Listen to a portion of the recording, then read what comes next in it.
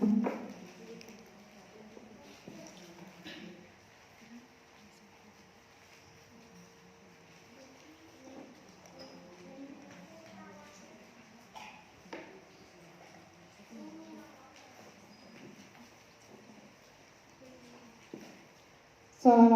warahmatullahi wabarakatuh. Ada yang belum jawab nih, saya ulangi. Assalamualaikum warahmatullahi wabarakatuh. Alhamdulillahilladzi hadana li hada wa ma kunna linahtadiya hadana Allah. Asyhadu an la ilaha illallah wahdahu la syarika lah wa asyhadu anna Muhammadan abduhu wa rasuluh. Allahumma shalli ala Muhammad sallallahu alaihi wasallam wa sallim taslima katsir amma ba'du.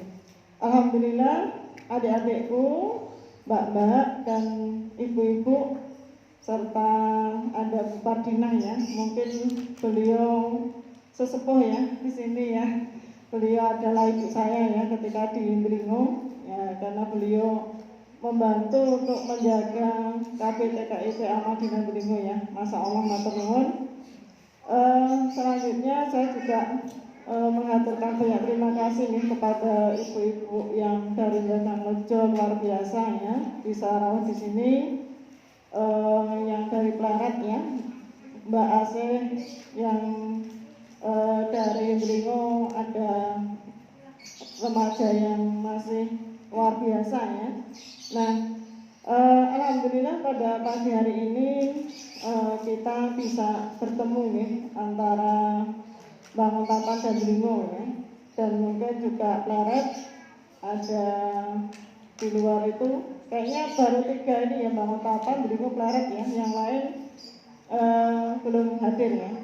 Nah, sebetulnya pesertanya banyak ya, sekitar 60-an gitu ya. Tapi karena kondisi memang kami kemarin ngeles begitu ya, maksimal 30 ya, maksimal 30. Jadi jangan terus kok ngaji sidik ya. Ya karena memang kondisi pandemi kami tidak berani terlalu banyak ya. Sedangkan aturan kampanye itu ada saja paling banyak 100 orang ya, paling banyak ya. Dan ketika itu dalam kondisi massa, kalau lebih dari 100 ya memang harus benar-benar jaga jaraknya. Bahkan ketika senam pun benar-benar jaraknya itu diatur ya, tidak berdekatan ya. Nah di sini saya mengingatkan kembali ya, tetap menjaga jarak nih, jangan sampai EPT-EPT. Insya Allah masih cukup ya, masih cukup di sebelah sini boleh ya. Jadi tidak perlu berdesak-desakan ya. Keuntungan dari menjaga jarak insya Allah ya, nanti mengikuti kajian akan lebih serius ya, tidak cerita-cerita begitu. Yang kedua, insya Allah juga ikhtiar kita ya untuk menjaga kesehatan, karena protap kesehatan kita senantiasa ingat ya, memakai masker, menjaga jarak, senantiasa cuci tangan atau hand sanitizer ya, dan mengukur suhu badan ya. Tadi yang belum diukur suhu badan ya nanti boleh ya diukur suhu badan. Insya Allah ukuran suhu badan yang normal adalah 36 sampai 37 ya. Di atas 37 mengkhawatirkan ya. 37 itu sudah kuning ya. Nah di atas 37 nanti merah ya. Nah ini hati-hati. Dan bismillah ya, kita senantiasa untuk menjaga kesehatan, monggo dengan senantiasa minum vitamin, madu, minyak zaitun atau air kelapa, monggo ya, silahkan. Insya Allah itu sebagai ikhtiar kita ya. Baik, pagi ini saya akan mengingatkan kembali ya, menyampaikan kembali kenapa kita perlu ngaji ya, kenapa kita perlu ngaji ya. Kita ingat ya bahwasannya ngaji itu kalau istilah kerennya itu tarbiyah ya. Tarbiyah itu kalau bahasa Indonesia pendidikan ya. Nah kalau bahasa Inggrisnya apa Mbak? Yang masih SMP ini. Nah artinya umat Islam itu harus mengikuti tarbiyah ya, mengikuti pendidikan. Supaya apa? Supaya kita itu paham ya dengan agama kita ya. Jangan sampai mengaku umat Islam tetapi tidak paham dengan Islam. Jangan sampai kita mengaku umat Islam, tapi rukun Islam saja tidak tahu, bahkan tidak menjalankan. Jangan sampai kita mengaku umat Islam, tetapi rukun iman saja kita tidak tahu, bahkan tidak mengamalkannya. Jadi ketika kita berada di sini, harapannya setelah ini nanti adik-adik, mbak-mbak ya, dan ibu-ibu semua semangat ya untuk mengkaji agama Islam. Karena apa? Karena sering saya mengingatkan, ya namanya kematian itu tidak pandang usia. Kematian itu tidak pandang sehat atau sakit. Ya namanya mati itu bisa kapan saja nih. Mbak-mbak yang masih muda yakin nanti dari sini masih bisa bernafas? Yakin nggak, Mbak? Yakin nggak? Yakin. Yakin dari sini masih bisa bernafas? Ya. Kalau kita yakin, ya boleh saja begitu ya. Tetapi kalau Allah menghendaki lain, siapa yang tahu ya? Kemarin murid SMP ITLHI begitu ya, SD ITLHI ya, yang tempat SD anak saya itu sehat ya, sehat segar bugar begitu ya. Terus ke sekolah mengembalikan buku di perpustakaan ya, sempat foto-foto dengan temannya ya, ketemu dengan temannya foto-foto karena sudah lama tidak ketemu begitu ya.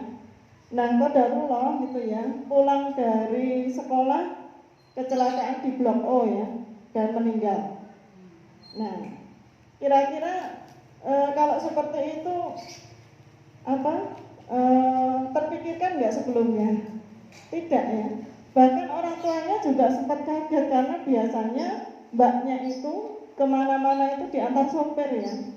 Nah qadarullah ya, karena memang jatahnya di dunia sudah habis, itu Allah memberi jalan ke sekolah tidak diantar sopir ya, tetapi bonceng temannya ya.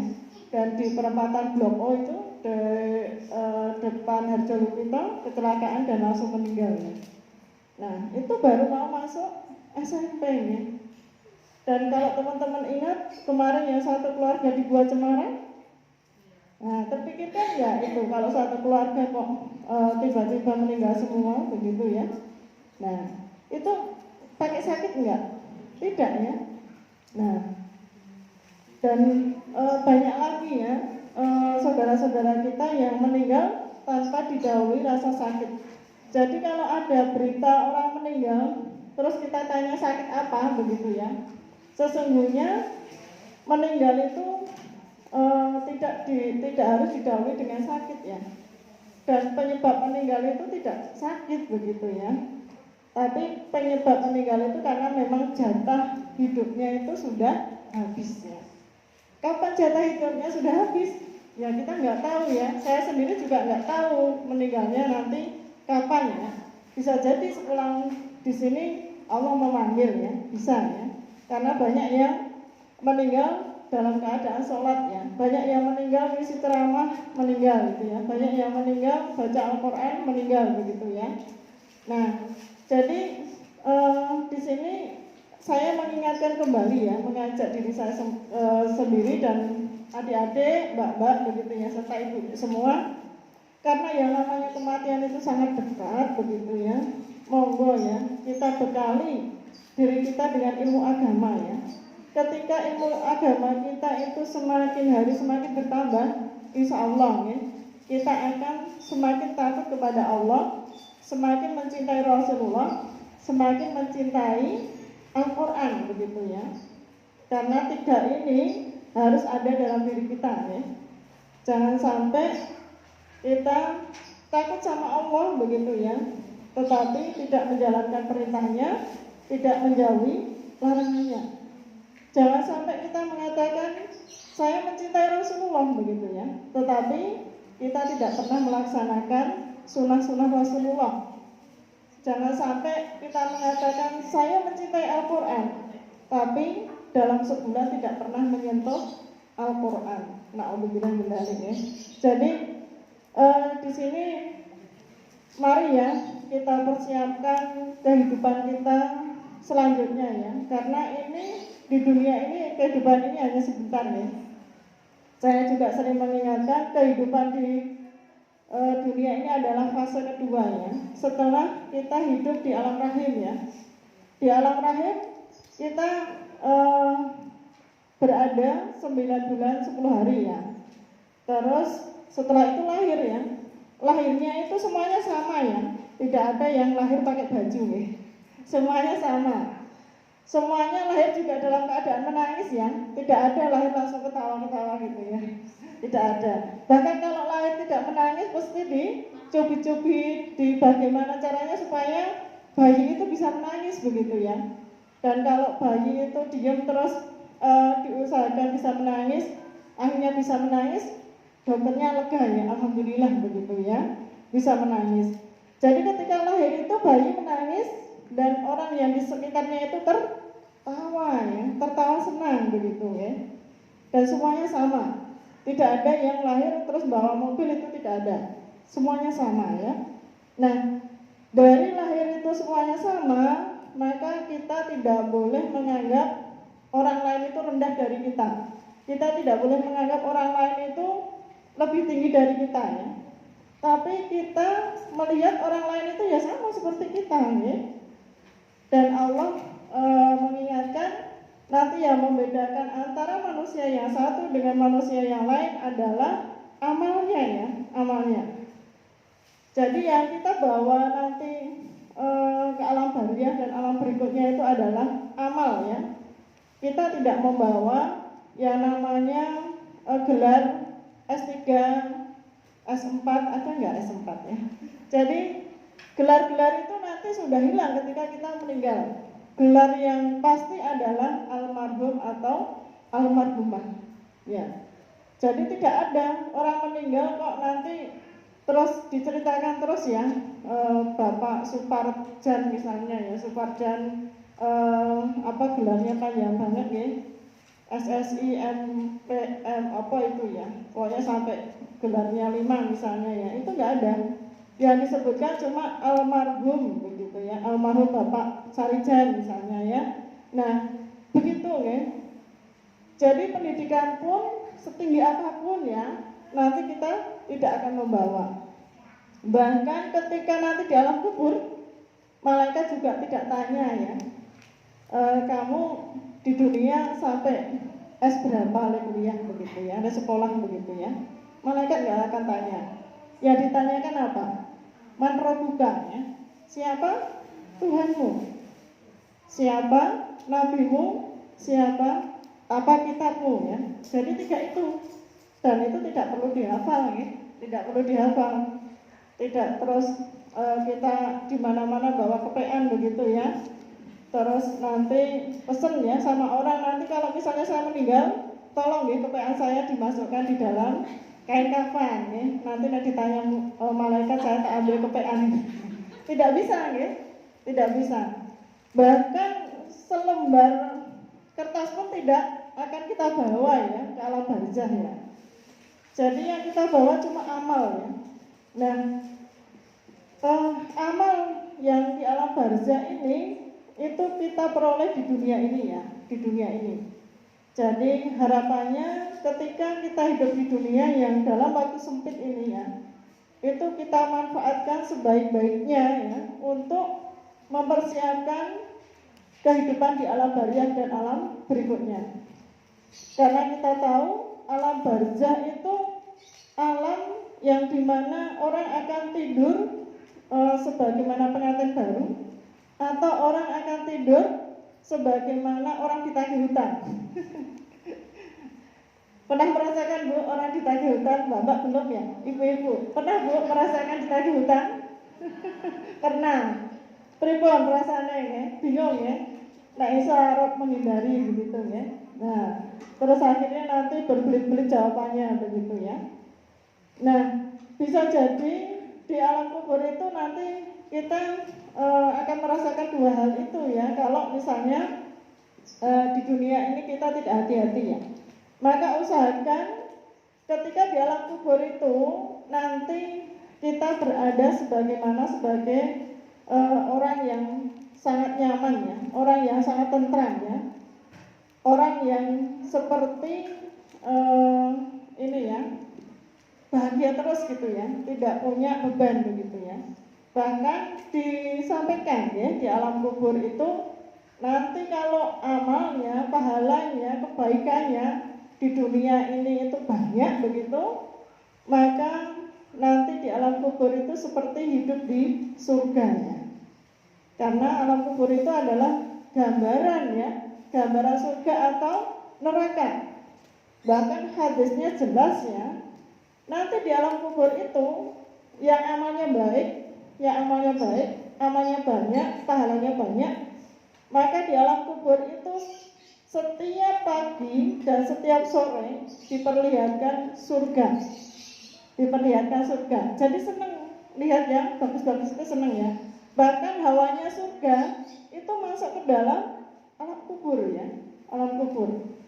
Tetapi sebaliknya ya, ketika kita ya meninggal membawa dosa yang banyak begitu ya, terus pahalanya sedikit, maka nanti di alam kubur itu dilihatkan neraka ya, tiap pagi dan sore.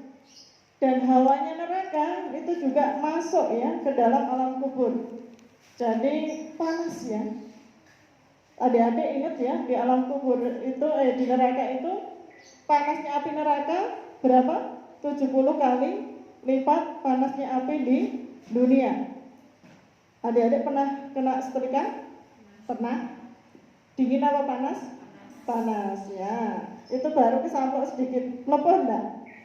Melepuh ya. Kadang melepuh, kadang enggak gitu ya. Tapi ibu-ibu yang ketika buka masakan gitu ya, kena sumuk itu ya, itu langsung merah enggak Bu? Langsung merah ya. Padahal itu belum tersentuh ya, belum tersentuh api secara langsung ya. Yang biasanya tersentuh api secara langsung kalau ada orang yang kebakaran itu ya Bu ya, terus tidak tertolong ya, seperti kemarin yang terjadi di mana itu di belum lama itu ya, di Jogja itu ada satu yang meninggal ya, itu kan benar-benar sudah ini ya, sudah melepuh-melepuh itu ya, sudah mengerikan gitu ya, karena saking panasnya api ya. Nah itu baru api dunia ya, baru api dunia, belum api neraka ya. Dan nanti ya, ketika kita berada di alam kubur ya, alam barzah, satu-satunya ya yang menyelamatkan kita adalah amal kita ya, amal kita menyelamatkan kita dari siksa alam kubur ya. Bahkan amal yang paling bagus ya menemani kita di alam kubur adalah amal membaca Al-Quran ya, amal yang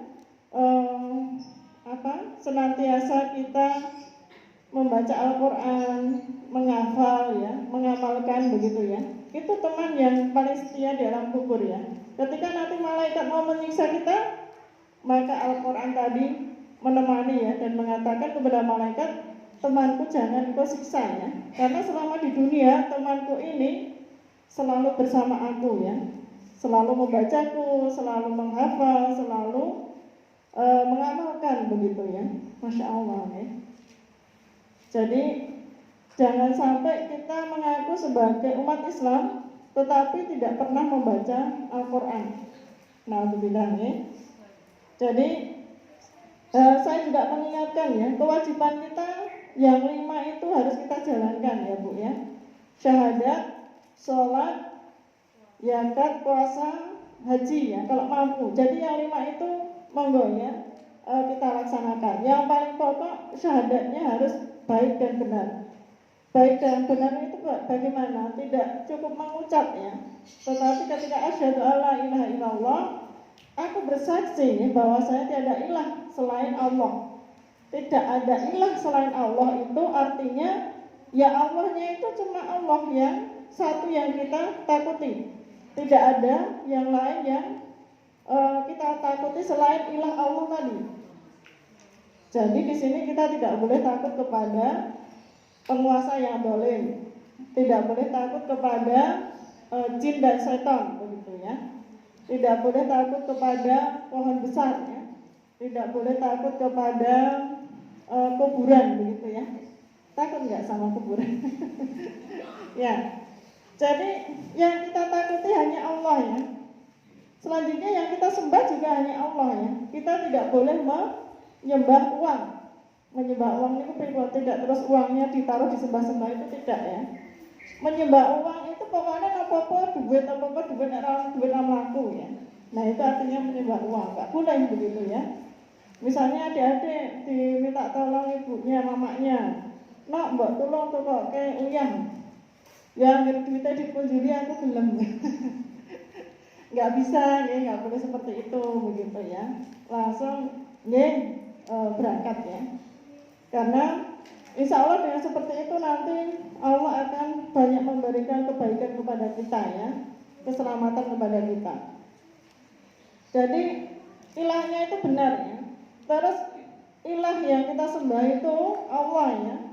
Dan ketika kita mengatakan bahwasanya kita menyembah Allah, taat kepada Allah, maka kita harus menjauhi larangannya, mentaati perintahnya ya.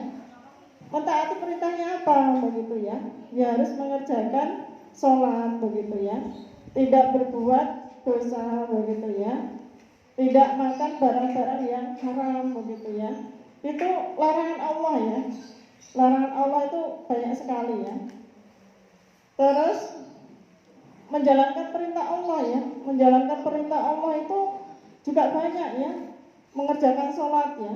Mengerjakan sholat ini tidak boleh ditinggalkan ya. Karena yang membedakan umat Islam dengan umat yang lain adalah terletak pada sholatnya ya. Karena apa? Nanti saya ceritakan ya. Kenapa umat Islam itu harus mengerjakan sholat? Ya karena panjang ya, nanti runtutannya panjang begitu ya. Jadi sholat harus kita kerjakan ya. Yang selanjutnya puasa ya. Puasa itu juga harus kita kerjakan ya. Puasa wajib terutama ya di bulan Ramadan. Itu harus kita kerjakan. Terus membayar zakat ya. Zakat itu juga harus kita laksanakan ya. Makanya kalau misalnya ada dua pilihan ya, ini bayar zakat, ini infak dan sedekah. Maka yang didahulukan adalah membayar zakat dulu begitu ya. Kalau zakatnya sudah dibayarkan, baru ya bisa membayar infak dan sedekah begitu ya. Dan zakat itu ada aturannya, maka ilmu zakat juga harus kita pelajari ya. Jangan sampai kita tidak paham tentang zakat begitu ya. Nisabnya emas itu berapa, nisabnya harta pertanian berapa begitu ya, nisabnya harta profesi berapa, itu harus kita pelajari begitu ya. Terus naik haji ya, naik haji itu bagi yang mampu ya. Nah mampu di sini yang tahu itu kita sendiri ya, bukan orang lain gitu ya. Karena kalau orang lain menilai, wah Bu, misalnya ya Bu A itu belum mampu ya, karena mobil saja belum punya begitu ya. Tapi ternyata Bu A itu menganggap dirinya sudah mampu, sehingga dirinya harus daftar haji begitu ya. Dan bismillah daftar haji, dan ternyata Allah mau berangkatkan begitu ya. Karena bisa jadi orang yang punya mobil 5 begitu ya, karena belum mampu dia tidak daftar haji begitu ya. Nah belum mampunya itu mampu apa begitu ya? Mampu di sini adalah mampu hatinya ya, mampu hatinya. Kalau saya mengatakan semua yang sudah punya mobil itu sebetulnya sudah wajib haji begitu ya. Karena harga mobil sama sebetulnya dengan harga daftar haji begitu ya. Jadi silakan ya, mampu di sini adalah diri kita ya. Ketika kita merasa mampu segera mendaftar. Tapi kalau kita merasa tidak mampu, nanti ya akhirnya benar-benar tidak mampu ya. Jadi bismillah begitu ya. Nah, kembali kepada tadi ya alam barzah gitu ya. Alam barzah itu alam yang ketiga ya setelah dunia ya. Alam kandungan, alam rahim ya. Alam dunia, alam barzah begitu ya. Dan semakin ke sana, semakin mendekati surga atau neraka, itu jatah umurnya itu semakin lama begitu ya. Kalau di alam kandungan itu 9 bulan 10 hari, di dunia itu ada yang 5 hari sudah meninggal ya. Ada yang 30 tahun sudah meninggal, ada yang 15 tahun sudah meninggal, ada yang 60 tahun sudah meninggal. Rasulullah itu wafat itu 60 tahun ya, 60 tahun atau 63 ya, 63. Nah, kalau lebih dari 63 itu sesungguhnya bonus ya. Bonus, karena Rasulullah itu meninggal usia 63 tahun begitu ya. Nah, dari situ berarti pendek ya. Karena sekarang aja tahu-tahu anak saya sudah besar gitu ya. Perasaan nikah lagi kemarin sore ya Pak ya. Kita nikah lagi wingi begitu ya. Pak ngerti-ngerti anak wis kuliah begitu ya. Nah, berarti kan di dunia ini cepat banget gitu ya, cepat banget. Nanti setelah di dunia pasti akan di alam barzah ya, meninggal. Dan meninggal ini waktunya lama ya. Nanti sampai menunggu hari bangkit ya. Hari bangkit itu apa? Hari yang sudah terjadi kiamat dan ditiupkan trompet yang ketiga kalinya begitu ya. Jadi tiupan trompet malaikat itu kan nanti tiupan pertama adalah menghancurkan bumi dan isinya. Kita bayangkan ya, saat itu trompet ditiup itu maka gunung-gunung berterbangan ya, seperti aneh-aneh. Aneh-aneh itu kapuk ya, kapuk. Benar ya Bu, kapuk. Jadi aneh-aneh itu barang yang ringan ya, bisa kapuk, bisa apa ya, pokoknya barang yang ringan yang berterbangan ya. Gunung itu seperti itu. Padahal semua gunung ya, tidak pandang Gunung Kidul, tidak pandang Dringo begitu ya, tidak pandang Gunung Merapi, semuanya meletus begitu ya. Terus lautan ditumpahkan ya, jadi tsunami ya, lautan ditumpahkan tsunami begitu ya. Bumi digoncangkan dengan sekuat goncangan ya. Jadi gempa bumi yang sangat dahsyat ya. Terus langit itu diturunkan ya, langit diturunkan. Jadi sudah gambarannya itu sudah sangat berat ya. Makanya benar ya kabar dalam Al-Quran, pada saat itu orang hamil begitu ya, lupa dengan kehamilannya. Suami lupa dengan istrinya. Bahkan seorang ibu lupa dengan anaknya. Karena apa? Karena saking paniknya ya, saking bingungnya mau menyelamatkan dirinya kemana begitu ya. Nah, itu namanya kiamat kubro ya, kiamat besar. Kalau alam terjadinya kapan, kita juga tidak tahu. Itu hanya Allah yang tahu ya. Nah, setelah tiupan itu maka malaikat meniup trompet yang kedua kalinya ya. Jangan digambarkan trompetnya kayak trompet tahun baru ya. Nah, trompetnya besar ya, besar. Dan trompet yang kedua ini ya, bumi dihamparkan ya, bumi dihamparkan, digelar kembali ya, diciptakan kembali begitu ya, bumi dihamparkan. Setelah itu malaikat meniup trompet yang ketiga, manusia dibangkitkan. Orang yang pertama kali dibangkitkan adalah Rasulullah Muhammad Sallallahu Alaihi Wasallam ya. Itu orang yang pertama kali dibangkitkan adalah Rasulullah. Dan saat itu ketika Rasulullah dibangkitkan oleh malaikat, Rasulullah langsung umati ya. Umatku bagaimana begitu. Kita Bu yang dicari, kita Dek yang dicari begitu ya. Masya Allah ya. Nah, setelah itu baru ya dibangkitkan dari alam kubur. Jadi lama ya.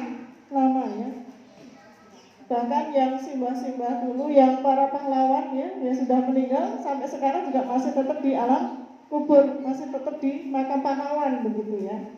Nah, itu lama. Nah, jangan sampai waktu yang lama itu kita disiksa ya, jangan sampai. Makanya kita mencari bekal untuk di alam kubur ya. Setelah di alam kubur nanti masih perjalanan yang panjang ya. Ada pada masar, ada telaga kausar, ada mizan, ada pembagian buku begitu ya. Terus masih melewati sirat ya. masih peradilan manusia ya, tentang hutang piutang, baru surga ya. Jadi masih panjang ya Mbak. Dan karena panjangnya perjalanan itu, mari ya adik-adikku, mbak-mbak, ibu-ibu, kita sama-sama nih saling ingat mengingatkan, saling memotivasi diri, saling membenahi diri, saling memperbaiki diri ya, untuk menuju alam berikutnya ya. Supaya apa? Supaya nanti di alam kubur itu kita tidak menyesal, kita tidak minta balik ke dunia begitu ya. Karena ada sebuah hadis yang mengatakan kalau boleh begitu ya, orang yang di dalam kubur itu minta balik ke dunia ya, sehari saja ya, mau melakukan amalan sedekah, infak dan sebagainya begitu ya. Tapi jelas ya tidak akan terjadi ya, karena nanti kalau yang di alam kubur balik sehari, wong-wong udah mati kabeh ya. Takut begitu ya. Nah, makanya penyesalan sesudah meninggal begitu ya, itu tidak ada gunanya. Maka sebelum itu terjadi ya, monggo ya, mbak-mbak, adik-adik, ibu-ibu, mari kita bekali ya diri kita perbaiki syahadat kita gitu ya, kita perbaiki sholat kita perbaiki zakat kita ya, kita perbaiki puasa kita, dan bismillah ya, kita perbaiki niat kita supaya kita bisa berhaji begitu ya. Nah, ini ya rangkaiannya panjang nih, makanya kita jangan sampai terlena ya Bu ya di dunia ini, karena sekali lagi dunia ini hanya sebentar ya. Yang sebentar ini nanti kalau kita tidak cepat-cepat mencari bekal, nanti kita celaka ya, tidak terselamatkan dari siksa kubur dan api neraka. Nah, saya juga menyampaikan umat Islam semuanya nanti akan masuk surga begitu ya. Tetapi masuk surganya itu harus melalui siksa alam kubur apa tidak begitu ya. Karena memang ada jaminan ya umat Islam masuk surga, tetapi masuk surganya itu masalahnya melalui siksa alam kubur dan melalui siksa neraka dulu apa tidak begitu ya. Nah itu ya, jadi alam kubur ini tidak dijanjikan selamat ya kita dari siksa alam kubur ketika kita memang benar-benar amalnya tidak bisa menyelamatkan kita dari siksa kubur ya. Dan teman-teman tahu ya, siksa alam kubur itu sangat perih ya, sangat pedih. Bahkan ketika ada seorang sahabatnya mendengar siksa alam kubur nggak kuat ya. Kalau ada hewan-hewan ya yang mendengar siksa alam kubur biasanya lari ya, lari terbirit-birit, karena hewan itu bisa mendengar siksa alam kubur ya. Saking ininya ya, saking kerasnya siksa alam kubur itu ya. Jadi hati-hati ya. Jadi gambaran siksa alam kubur itu bagi orang yang amalnya sedikit, nanti kubur itu disempitkan ya Bu ya, disempitkan. Jadi kubur itu menghimpit tubuhnya, Bayangkan ya ibu-ibu, misalnya ibu-ibu ditindahi putrane sing lemu ngono wae, pun anu mboten ya, pun sesek mboten ya. Atau mungkin ibu-ibu tiba-tiba sare gitu ya, terus tanpa kerasa ketindihan batang yang besar begitu ya, itu kan sudah sesek ya. Nah itu nanti di alam kubur ketika kita amalnya sedikit ya, maka kubur itu akan disempitkan ya, menghimpit kita, menjadikan tulang-tulang kita itu remuk. Nah lebih dari balik ya, jangan sampai ya. Jadi gambaran yang pertama seperti itu ya. Gambaran yang kedua, malaikat yang berwajah seram begitu ya, yang tinggi besar hitam begitu ya, itu siap memukul ya dengan gadanya. Gada itu alat pemukul ya, yang diceritakan dalam Al-Quran ketika gada itu, alat pukul itu disuruh ngangkat ya antara seluruh manusia penduduk bumi dan jin ya, suruh mengangkatnya pasti tidak akan kuat. Berarti kan sangat luar biasa gitu ya. Bayangkan gada yang seperti itu untuk memukul tubuh kita yang lemah begitu ya. Nauzubillah min dzalik ya. Makanya sangat berat ya. Belum lagi disampaikan ketika di dunia itu kita pelit, maka hartanya itu akan menjadi hewan-hewan ya yang siap menerkam kita. Akan jadi kalajengking, ular begitu ya, hewan-hewan buas yang akan menerkam kita di alam kubur. Sudah begitu alam kuburnya gelap lagi ya. Jadi siksa kubur itu sangat ngeri ya Bu ya. Tetapi sebaliknya, ketika kita pahalanya banyak, maka di alam kubur itu nanti kuburnya diluaskan bahkan sangat luas begitu ya, sangat luas, sehingga kita itu bisa bernafas dengan berseri-seri ya, bisa bergembira begitu ya. Terus di situ amalan-amalan kebaikan kita ya, bacaan Al-Quran kita itu menemani ya, berwujud orang yang ganteng gitu ya, yang tampan ya, yang lemah lembut gitu ya, yang siap melayani kita begitu ya. Itu bacaan Al-Quran ya. Sedekah kita ya, infak kita itu juga akan berwujud ya, menjadi orang yang baik hati ya, senantiasa menemani kita begitu ya.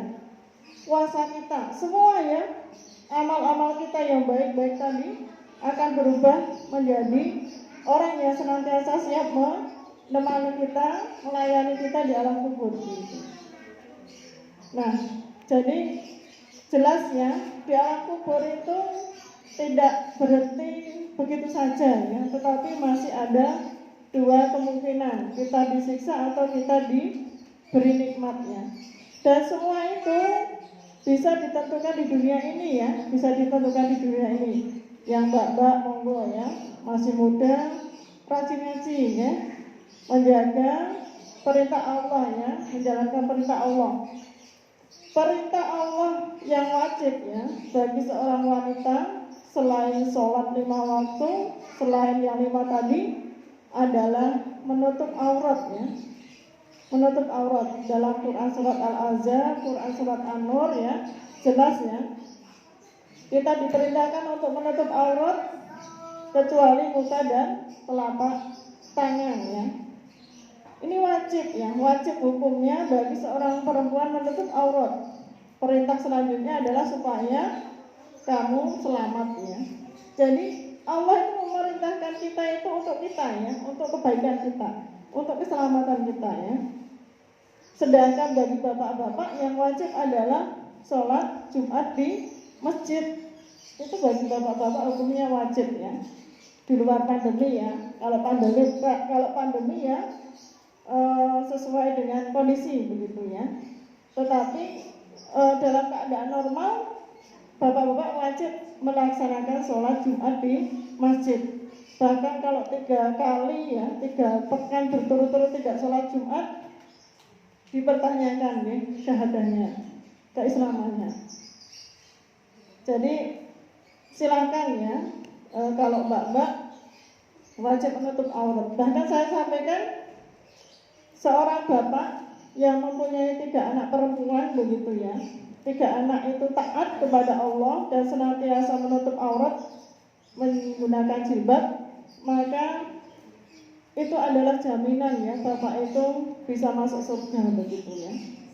Tetapi ketika mempunyai anak perempuannya tidak menutup aurat begitu ya, maka satu langkah perempuan itu keluar dari rumah, perempuan itu memasukkan ayahnya ke dalam neraka. Nauzubillah min dzalik ya. Jadi hati-hati ya. Nah ini juga pentingnya ibu-ibu ya, bapak ibu-ibu yang punya putra, harapannya kita selamatkan ya putra-putri kita supaya terbebas dari api neraka ya. Caranya bagaimana? Kita doakan putra-putri kita supaya senantiasa menjadi anak yang solih-solihah. Anak yang solih-solihah itu anak yang senantiasa mentaati perintah Allah ya, senantiasa sholat, senantiasa membaca Al-Quran, senantiasa melaksanakan kebaikan-kebaikan ya. Itu anak yang solih-solihah Bu ya. Tidak sekedar mendoakan ya. Karena nanti kalau kita meninggal itu pahalanya akan mengalir ke kita ya. Jadi penting sekali kita mengikuti tarbiyah ya, pendidikan agama ya. Dan pendidikan agama itu bisa kita peroleh secara efektif nanti kalau kita mengadakan pengajian secara kelompok-kelompok ya, seminggu sekali begitu ya. Alhamdulillah saya itu sudah mengikuti pengajian kelompok itu sejak 92 ya, 92 lebih tahun ya.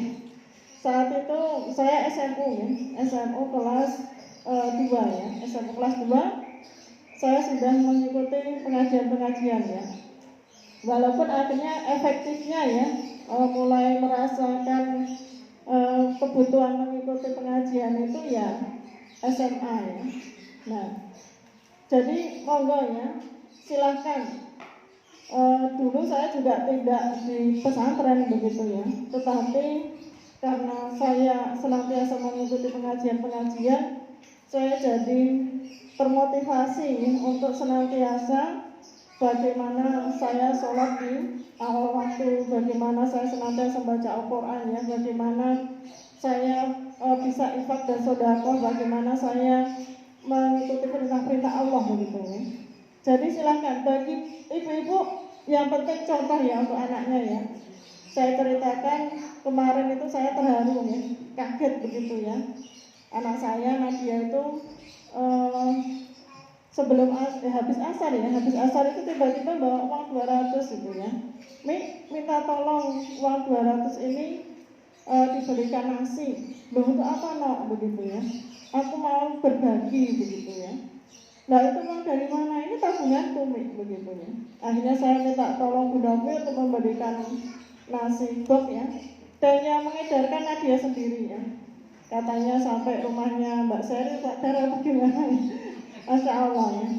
Nah itu mungkin anak saya melihat saya ya, melihat Umi dan Abinya juga sok berbagi begitu ya. Sehingga tanpa saya perintah pun ada inisiatif seperti itu ya. Anak saya itu menyampaikan, Mik katanya kalau Jumat habis asar kita sedekah dan kita berdoa, doanya dikabulkan Mik. Oh iya, no, iya. Ya sudah, bismillah gitu ya. Akhirnya benar kemarin itu ya. Nah, jadi yang penting monggo ya, kalau ibu-ibu memberi contoh yang baik kepada anak-anak kita, nanti anak-anak kita itu tidak usah kita perintah akan mengikuti dengan sendirinya. Begitu ya. Jadi yang terakhir saya pesan pada adik-adikku ya, mumpung masih muda begitu ya, semangat ya untuk senantiasa mengkaji Islam ya, membaca Al-Quran, mencari ilmu-ilmu agama Islam begitu ya, supaya tidak menyesal di kemudian hari ya. Dan insya Allah ketika kita dekat dengan Allah, maka Allah akan memuliakan hidup kita ya.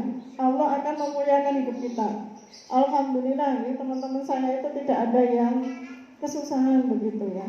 Kalaupun ada, insya Allah teman yang lain saling membantu begitu ya. Nah kayaknya sudah habis ya waktunya ya. Sudah jam 10:30 ya. Ini cuma sebagai awalan saja ya untuk memancing adik-adik dan ibu-ibu semua supaya kita semua senantiasa bisa mengikuti tarbiyah Islamiyah ya, pendidikan yang Islami begitu ya. Dan harapannya nanti bisa setiap pekan sekali ya. Baik, sebelum saya akhiri yang kajiannya, ada doorpress ya dari saya. Ada 3 doorpress ini buku ya. Nggak tahu ini buku ini nanti jatuh ke siapa, tapi saya membaca isinya sangat bagus ya. Terus amplop ini insya Allah ada isinya ya, isinya berapa rahasia.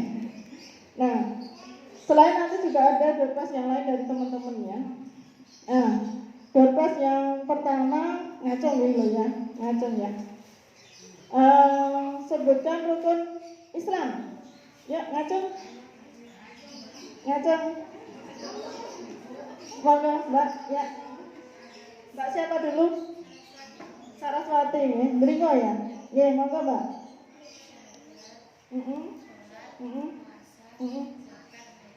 Ya, benar ya? Ya, alhamdulillah. Moga Mbak, tolong Bu dimatikan videonya.